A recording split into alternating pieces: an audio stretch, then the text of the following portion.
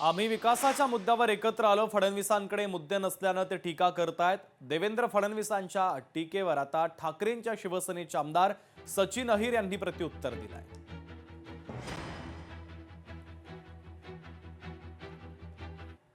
नुकत्याच आता मंत्री पंकजा मुंडे यांनी परळीबद्दल मोठं विधान केलं। जाहीर सभेत पंकजा मुंडे यांनी म्हटलं की मी परळी धनुभाऊंना देऊन टाकली, आता परळी धनंजय मुंडे सांभाळतात।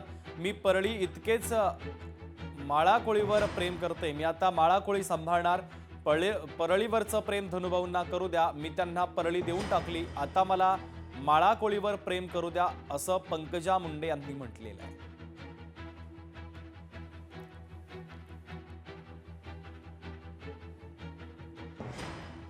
महानगरपालिकेच्या निवडणुकांनंतर प्रणिती शिंदे भारतीय जनता पक्षामध्ये जाणार, सुजात आंबेडकरांनी खळबळजनक दावा केला। प्रणिती शिंदे फडणवीसांमध्ये डील झाली आहे। सुजात आंबेडकरांच्या वक्तव्यानंतर आता राजकीय वर्तुळामध्ये खळबळ उडालेली आहे। आपल्या समोरात रिंगणात कोण आहे? भाजप। आणि दुसऱ्या बाजूला कोण आहे? काँग्रेस नाही, दुसऱ्या बाजूला पण भाजपच आहे। कारण प्रणिती शिंदे या भाजपसाठी काम करतात ते आपल्या सर्वांना माहिती आहे। या निवडणुकीच्याच आधी प्रणिती शिंदे या भाजपमध्ये प्रवेश घेणार होत्या, ऑक्टोबर महिन्यातच घेणार होत्या, बरोबर की नाही? बरोबर, तुमच्यातच ठेवा, बाहेर जाऊन नका सांगू। पण त्यांना फडणवीस साहेबांनी सांगितलं थांबा, 3 महत्त्वाच्या निवडणुका येत आहेत, नगरपालिका येते, महानगरपालिका येते आणि जिल्हा परिषदच्या निवडणुका येत आहेत। तुम्ही तोपर्यंत काँग्रेसमध्येच थांबा, सेटिंग करून भाजपचे सगळे उमेदवार निवडून आणा आणि मग प्रणितीताई काँग्रेसमधनं भाजपमध्ये प्रवेश घेतील, अशी प्रणितीताईंची आणि फडणवीसांची डील झालेली आहे।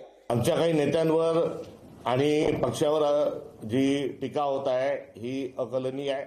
आज मुळात संविधानाचं संरक्षण आणि संवर्धन हा मुद्दा घेऊन वंचित आणि काँग्रेस सोबत चालली पाहिजे, ही काळाची गरज आहे। आमच्या नेत्यांच्या संदर्भामध्ये कुठेही टिप्पणी करण्याची आवश्यकता नाही।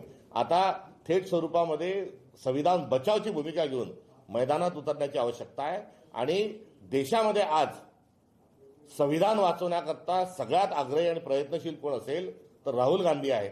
राहुल गांधींच्या हातात सतत संविधान असतं आणि राहुल गांधींनी कुठल्याही प्रकारची तडजोडी संविधानिक मूल्यांवरही केलेली नाही। शिंदेजींनी आतापर्यंत कुठेही भाजपमध्ये संपर्क केला नाही, कुठल्याही संपर्कात नाही।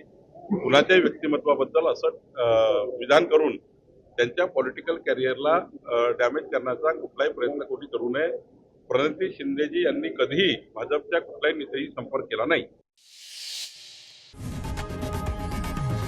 लोकशाही मराठी ऐका, पहा, जागरूक रहा।